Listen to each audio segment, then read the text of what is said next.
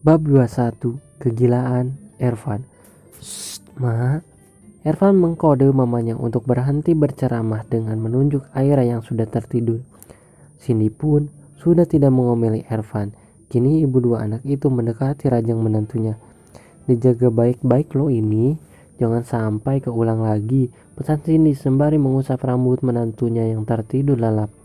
Rasa sayangnya pada Aira begitu besar. Entah kenapa ia langsung suka saat pertama kali melihat Aira. Itulah yang membuatnya memilih Aira sebagai pendamping hidup putra sulungnya.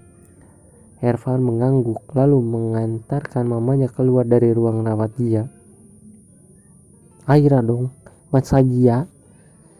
Nggak usah nunggu seminggu baru pulang. Kalau dokternya udah ngebolehin langsung pulang loh, kata Cindy di depan ruang rawat dia. Saat mengingat Ervan kemarin bilang seminggu baru akan pulang. Iya mak, jawab Ervan lalu mencium punggung tangan Cindy. Hati-hati mak. Cindy mengangguk lalu mengusap bahu Ervan sekali sebelum pergi menemui teman-temannya. Cindy sampai lupa tujuan awalnya ia kemari. Di tempat lain, pikiran Jidan terpecah pada dua hal. Yang pertama, Jia yang baru keluar dari rumah sakit dan Aira yang tidak berangkat sekolah selama 2 hari ini. Jidan takut Ma Aira kambuh dan tidak ada yang menolongnya di rumah. Mantan pacarnya itu sudah tidak punya siapapun sekarang hingga membuatnya resah. Maafin gue Bang Deva, gue udah gak bisa jagain adek lo lagi. Gue cuma bisa berdoa semoga Aira dapat orang yang lebih baik dari gue, kata Jidan saat dia duduk di ruang tamu kontrakan kecilnya. Di tangan Jidan ada ponsel yang tengah menunjukkan foto dirinya bersama Aira dan Kak Deva. Jika Jidan bisa memilih, ia tidak akan meninggalkan Aira begitu saja, tapi takdir memaksa untuk bertanggung jawab pada hal yang tidak sengaja ia lakukan. Istri dan calon anaknya lebih membutuhkannya. Siang ini sudah boleh pulang, jawab seorang dokter perempuan saat Ervan bertanya kapan Aira boleh pulang. Baik dok, terima kasih, kata Ervan dan dokter itu pun pamit keluar. Sepeninggalan dokter, Ervan pun beranjak. Mau kemana om? Tanya Aira dari posisi setengah duduknya. Bayar, jawab singkat Ervan kemudian keluar dari ruangan. Aira pun sesegera mengambil ponselnya dan menelpon seseorang. Pak, Ervan mau bayar, kasih aja tagihan yang semestinya. Setelah itu Aira berpikir berapa biaya yang harus dibayar Ervan.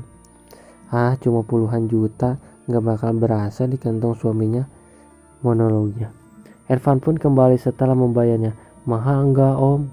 Tanya Aira saat Ervan duduk di sofa. Enggak, mahalan juga cincin yang kamu pakai, Ervan menjawabnya sembari sibuk bermain ponsel. Ayah pun melihat ke jari manisnya. Benar juga, cincin ikannya itu memang sangat mahal. Emang berapaan om? Tanya Aira pura-pura tidak mengetahuinya. Intinya bisa buat beli rumah dan kamu masih dapat kembaliannya, jawab Ervan. Aku jual aja ya om, biar cepat kaya, canda Aira. Silahkan, paling juga mama ceramahnya sampai 7 hari 7 malam gak selesai-selesai, saut Ervan dengan entengnya. Ya kan om yang diceramahin.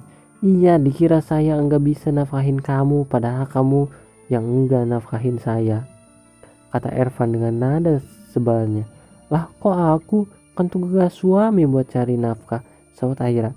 Nafkah biologi saya belum kamu kasih, ucap Ervan, membuat Aira kecap selalu saja ke arah sana. Apa? Diem kan? Kata Ervan. Kemudian kembali membuka laptopnya. Om kerja mulu nggak bosen apa? Tanya Aira sembari mengunyah buah anggur sekalian mengalihkan pembicaraan. Saya kerja karena saya tahu uang nggak bisa jalan sendiri ke kantong saya. Nanti juga kalau kartu yang dikasih kamu isinya habis, nangis, ejek Ervan lagi. Nyebelin banget sih om, katanya kartu tanpa limit, kok bisa habis? Kesal Aira. Jadi kira tanpa limit kalau saya bangkrut gak ikutan habis tuh uang, sembari Ervan. Ervan pun beranjak saat ada yang mengetuk pintu. Permisi, saya mau melepas infus, pasien sudah boleh pulang, kata seorang perawat yang diangguki Ervan sembari mempersilahkan perawat yang mentok itu masuk. Montok. Perawat itu masuk dan mulai melepas infus. Aira pun sudah dipersilahkan mengganti pakaian dengan miliknya sendiri. Semoga lekas sembuh. Saya permisi. Aira mengangguk dan tersenyum pada perawat yang pamit padanya. Tentunya setelah ia mengucapkan terima kasih. Ra, kamu enggak kenapa? ASI lebih bagus dari susu formula? Tanya Ervan sembari mengemasi barang-barang mereka. Nutrisinya lebih baik kali, jawab Aira yang sedang duduk di ranjang dengan mengayum. Salah, karena ASI itu kemasannya lebih menarik. Sanggah Ervan kemudian tertawa. Kemasan? Aira ngelak sebentar sebelum akhirnya paham apa maksud suami mesumnya ini. Kok om tahu? Om sering lihat ya, ngaku, teriaknya. Pernah dikit doang, jawab Ervan spontan kemudian menutup mulutnya yang salah bicara. Dasar mesum, apa yang buat om tiba-tiba ingat soal dunia perasian? Enggak mungkin kan nyeletuk itu aja, tuding Aira tentu saja curiga dengan otak mesum suaminya ini. Punya ibu-ibu perawat tadi rembes, jawab Ervan dengan santainya tapi malah membuat Aira melebarkan matanya. Om ngeliatin ya, teriak Aira lagi. Dasar om mesum, dimana saja selalu mesum otaknya. Satu kali kedip doang, jawab Ervan lalu mengajak Aira keluar ruangan saat semuanya sudah dibereskan. Aira keluar dengan mulut yang terus menggerutu atas kelakuan mata Ervan yang jelalatan. Sepanjang lorong rumah sakit beberapa dokter yang melihat Aira akan mengucapkan salam, tetapi lebih dulu diberi kode kedipan sebelah mata oleh Aira. Beruntungnya dokter didik untuk peka dan cerdas membuat Aira bersyukur karena mereka mengerti kodenya. Akhirnya menantu mama pulang juga, sambut Cindy sembari memeluk Aira dengan hati-hati, takut mengenai luka di bahu Aira. Mau langsung istirahat di kamar, tanya Cindy setelah melepaskan pelukannya. Enggak ma, Aira bosen di rumah sakit tiduran terus, mau di depan televisi aja, jawab Aira yang diangguki Cindy. Aira dituntun Cindy menuju ruang keluarga dengan Ervan yang mengikuti di belakang layaknya seorang pengawal. Sini duduk pelan-pelan, tuntun Cindy yang diangguki Aira sembari tersenyum, padahal hanya bahunya saja yang sakit tapi diperlakukan seperti ia sakit parah. Ervan melihat dua wanita itu dengan tatapan datarnya. Untuk apa kamu datang ke sini? Ucap Cindy membuat Aira mengeritkan alisnya. Cindy berbicara pada siapa? Saya mau melamar anak tante, jawab Ervan. Ya, mereka tengah berakting layaknya calon menantu yang bertemu calon mertuanya. Aira menahan senyumnya melihat tingkah aneh ibu dan anak ini. Sepertinya ini eksklusif, hanya ia yang bisa menikmati pertunjukan seorang cewek yang terkenal dengan tatapan tajam dan sikap dinginnya kini seperti pelawak profesional. Punya apa kamu berani melamar putri saya ini? Tanya Cindy mendramatisir suasana. Saya punya rumah 10 tingkat dengan ekskavator sebagai tangga tante. Ekskavator, jawab Ervan. Bibir Aira berkedut menahan tawa. Pemandangan di depannya ini sungguh menggelikan. Saya enggak minat, jawab Cindy lagi dengan menggeleng kepalanya secara dramatis. Saya juga punya mobil Lamborghini dan perusahaan 50 tingkat tante, jawab Ervan masih saja menggunakan wajah seriusnya. Enggak minat, ada yang lain? Tanya Cindy lagi. Saya punya benih di dalam kandungan anak tante, kata Ervan dengan menunjuk Aira yang tengah melongo. Oke, saya terima kamu sebagai menantu saya, jawab Cindy dengan antusias kemudian tertawa. Meskipun Ervan jujur, Aira seperti berada dalam kegilaan orang-orang terpandang ini. Aira menutup mulutnya yang sedari tadi terbuka, tatapannya pun datar. Udah selesai? Maaf ya Ra, mama udah lama kangen kegilaan Ervan yang kayak gini. Semenjak menikah sama kamu aja Ervan balik lagi ke sifat kocaknya kalau lagi di rumah, kata mama Cindy. Jangan buka kartu dong ma, jawab Ervan tapi hanya dibalas senyum dari Cindy. Ervan berdiri lalu menghampiri Aira. Mau ngapain? Tanya Aira yang merapatkan tubuhnya pada Cindy.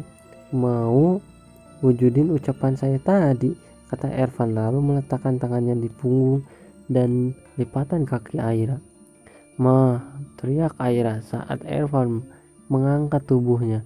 "Diam, kalau kamu jatuh bisa jebol tuh jahitan," peringat Ervan saat Aira terus mengelak di dalam gendongannya. "Mama, Aira nggak mau diperawatin sama om Ma," ucap Aira dengan tatapan melasnya.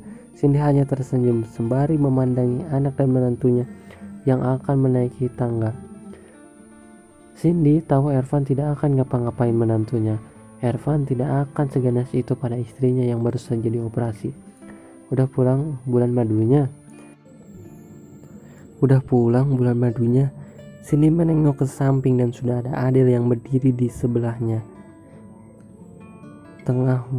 Dengan mulut yang melongo dan pandangan yang mengarah ke Ervan yang tengah menggendong Aira menaiki anak tangga. Tumben pulang," kata Cindy membuat Adele menyengir kuda. "Mahnya tutup mah," jawab Adele dengan wajah kesalnya. Cindy hanya terkekeh saja. Anak bungsunya ini pasti kesal karena tidak bisa menghabiskan waktu dan berbelanja. "Ya udah, berarti kamu emang harus hemat hari ini," kata Cindy sembari meninggalkan putrinya dan masuk ke kamar. Adele merengek lalu berjalan dengan gontai menaiki anak tangga. Di kamar, Ervan mengantarkan Aira ke kamar miliknya di situ. Ia masih punya hati untuk tidak menerkam istri kecilnya yang masih dalam keadaan sakit.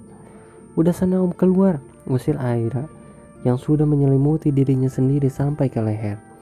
"Saya kan udah bilang mau wujudin apa yang saya ucapkan tadi," budak Ervan sembari melepas kancing kemeja paling atasnya. "Enggak, mau saya dorong kayak waktu itu," ancam Aira. Ucap istrinya malah membuat Ervan tersenyum meremehkan. "Mau dorong saya, patah tangan kamu nanti," ejeknya. Aira mengerucutkan bibirnya kesal, apalagi mendengar tawa mengejek dari Ervan. "Keluar om mesum," teriak Aira. Ervan dengan terkekehnya pun keluar dari kamar Aira, membiarkan gadis itu istirahat. "Kalau udah sembuh, jangan lupa jatah saya," ucap Ervan kemudian menutup pintu kamar Aira sebelum bantah mengenai wajah tampannya.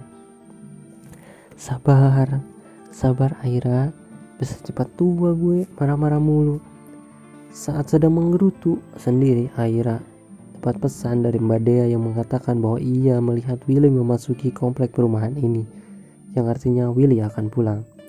Aira segera beranjak lalu mengunci pintu dan jendela. Aira juga mengeluarkan pistol dari tasnya lalu meletakkannya di bawah bantal, berjaga-jaga jika Willy akan mencelakainya ketika ia tidur dan dalam keadaan pasca operasi seperti sekarang ini. Oke guys, gitu aja. Dadah.